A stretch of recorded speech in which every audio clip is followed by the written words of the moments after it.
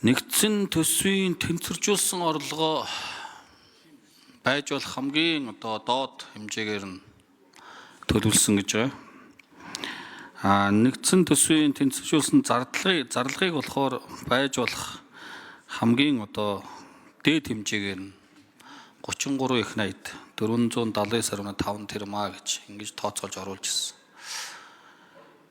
Ингээ энэ бол төсвийн хүрээний мэдээлэл, төсвийн төсөөлөл. Тэг ингэж явж тооцоолын арга чинь хэр бодиттой юм бэ? Орлогоо болохоор хамгийн доод хэмжээгээр тооцоолдог. Хамгийн гол нь зардлыг байж болох хамгийн дээд хэмжээгээр нь ингэ тооцоолж явдаг чинь ямар учиртай юм бэ? Харин эсвэргээрээ зардлаа байж болох хамгийн доод хэмжээгээр нь төлөвлөж оруулж ирэх ёстой юм шүү. Зардлыг. Тэгээ бид нар ингээд бүр суртсан төсөв орлого дотоодын бүтээгдэхүүн нэмэгдэхин хэрээр тэгэл зардал нь гарч ил байдаг, гарах ёстой гэдэг ингээд тооцоолцдог. Орлого олохын хэрээр төсөв нэмэгдэхин хэрээр бас зардлаа жоохон танж хасаж нөөц бүрдүүлж юмэр байгаа байхгүй юу? Ерөөсөө юм байхгүй ингээл орлоготоо тааруулаад ингээл тэр хэмжээгээр зардал гарна гэд тооцоолоод оруулаад ирэх.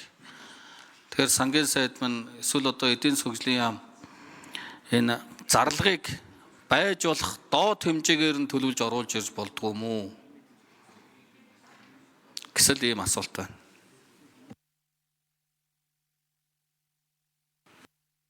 За хариулт өгье. Эдийн засгийн хөгжлийн яам 4-р энэ. Тэгээ Сандаг Очир гишүүний асуултанд хариулъя.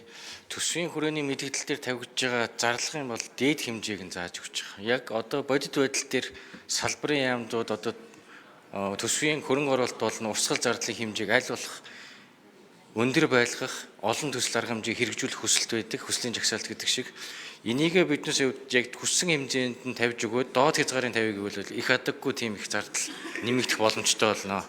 Тэгэхээр төсвийн хүрээний мэдээлэл гэдэг маань өөрөө дунд хугацааны 3 жил дамжсан төсвийн бодлогыг бас харуулж байгаа баримт бичиг.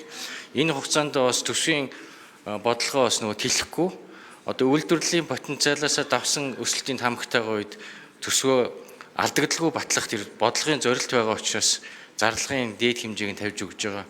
Төсвийн орлогын хувьд бол бодит экспортын ч юм уу үйлдвэрлэлийн бодит хэмжээнүүдийг бодит секторуудын тооцоол, гадаад секторын тооцоол дээр биднес бодит өсөлтүүдэд тооцож харж байгаа.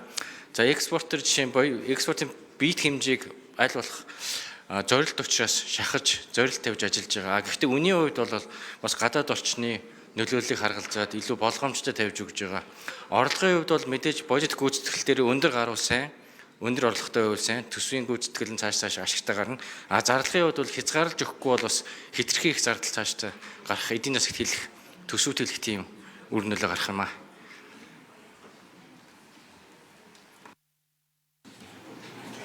За улсын хурлын гишүүд асуултаа асууж хариулт авч дууслаа.